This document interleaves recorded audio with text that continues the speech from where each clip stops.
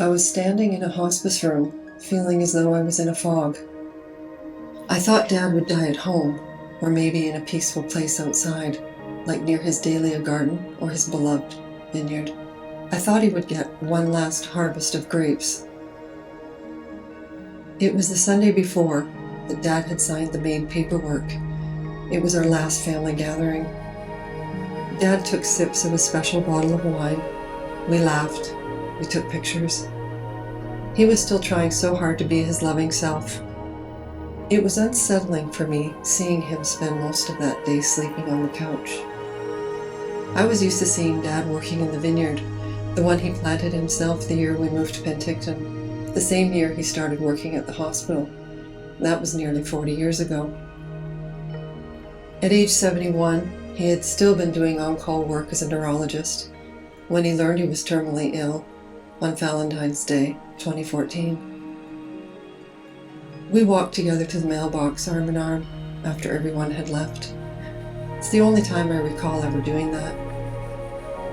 I knew that the cancer had spread to his brain. He had read his own CT scan months earlier. He had described his spine as moth-eaten. Now I could see what unbearable pain he was in. He agreed for my mom and I to take him to the hospital, and I watched him wince with every bump on the road. I often wonder how much pain that earlier walk must have cost him. We arrived at the ER doors, where we were met by a team of staff who quickly rallied around him. Once his pain was under control, he happily greeted everyone as they walked by, laughing and joking with them. That was the last time I saw him like that. I was relieved yet stunned when Dad said yes to moving to hospice. This was not part of the plan. This had never once been discussed.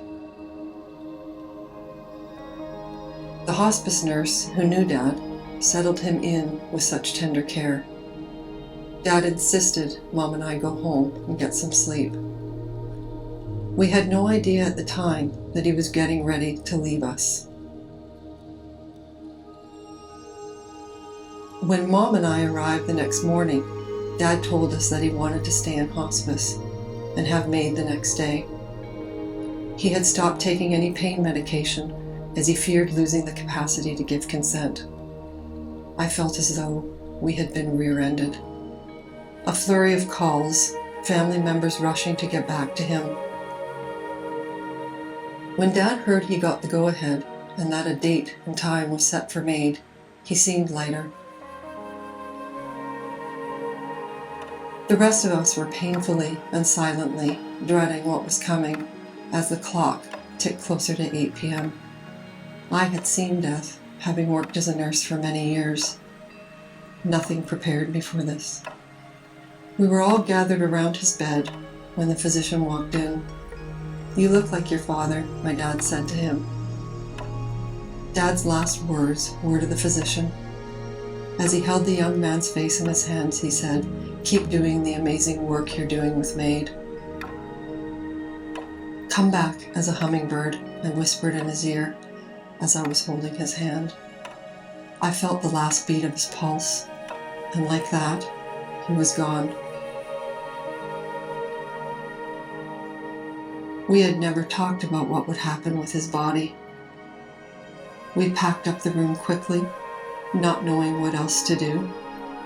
It was late. When we closed the door to go, I felt sick. My dad's MAID death was in 2018, just 2 years after it was legalized in Canada. It was such an incredible gift that he could die with dignity on his own terms. I started researching what MAID resources existed for families in Canada, only to discover there were few to none. I recalled my sister saying how helpful it would have been to be able to talk to someone who had been through it. In 2021, I founded MAID Family Support Society, a group of amazing volunteers who have been through MAID with a loved one. Now we support others. Now there is someone to call. I think my dad would be so proud of the work MAID Family Support Society is doing.